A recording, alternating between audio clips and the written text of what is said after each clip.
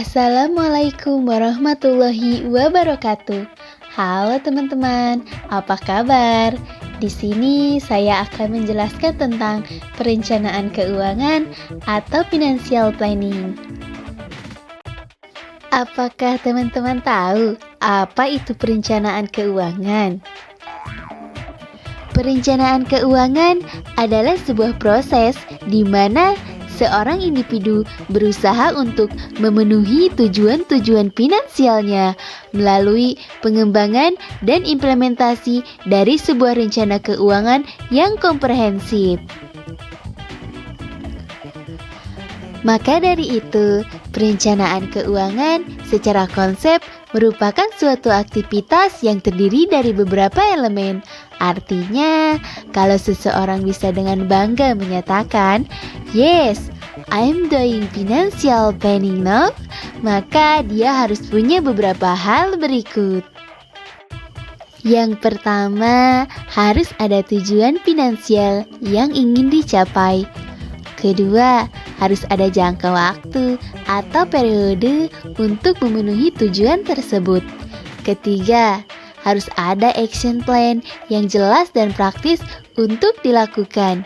Keempat, harus ada sumber daya yang bisa digunakan untuk melanjutkan action plan. Dan terakhir, harus ada sejumlah faktor resiko yang terkait dengan pilihan sumber daya. Dan jika ternyata ada satu elemen saja yang hilang, maka konsep perencanaan keuangan itu sudah tidak ada alias bubar. Fakta lapangannya, masih banyak individu yang kerap mengaku punya rencana keuangan, tetapi tidak bisa menyebutkan tujuan finansial secara pasti. Atau ada juga yang punya tujuan finansial tetapi tidak memiliki action plan yang jelas untuk mencapai tujuannya tersebut.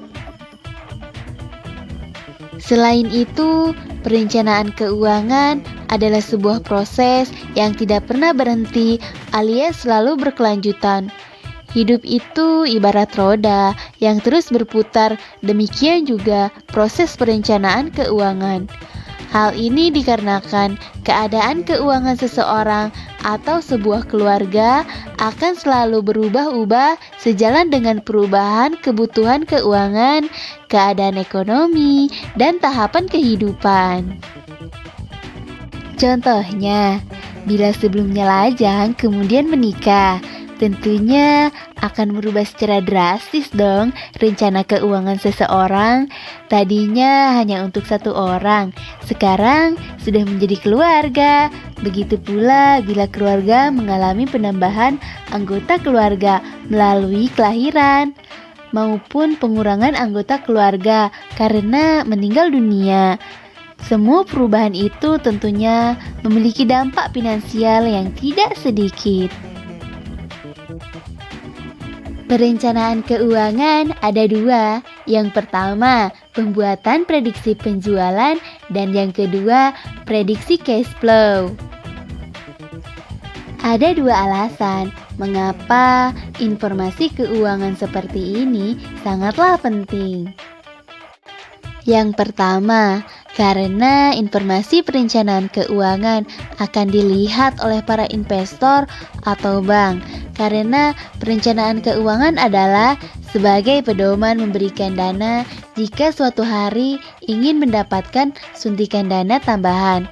Mereka ingin tahu apakah perusahaan layak untuk mendapatkan suntikan dana, dan jika layak, berapa banyak suntikan dana yang aman untuk diinvestasikan.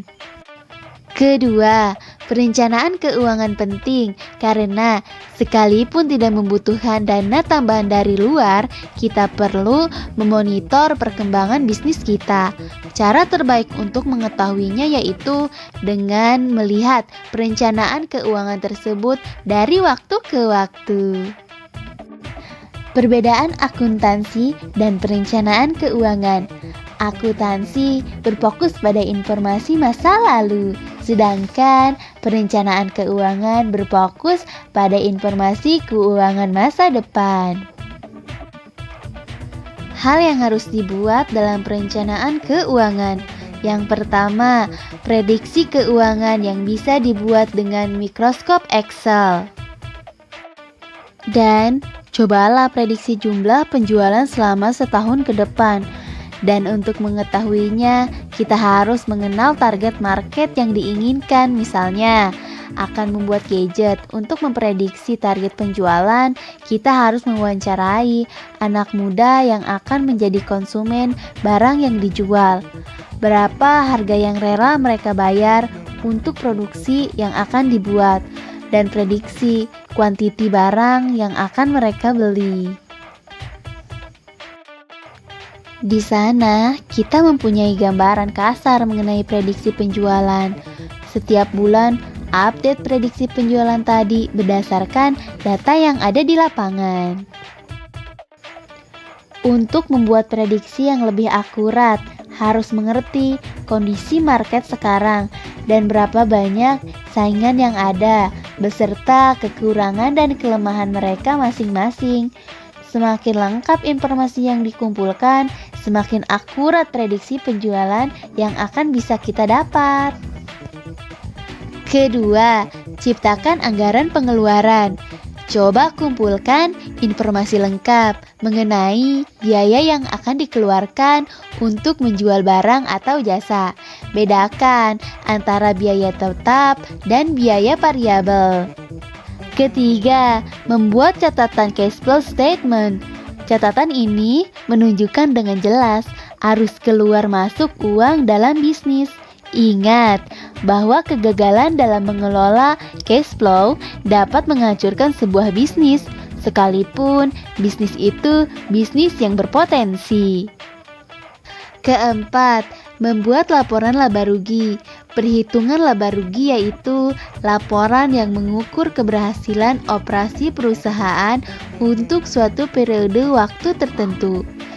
Perhitungan laba rugi membantu pemakai laporan keuangan untuk meramalkan arus kas masa depan dalam beberapa cara yang berbeda. Yang kelima, buatlah neraca aset dan hutang yang kita miliki dari waktu ke waktu.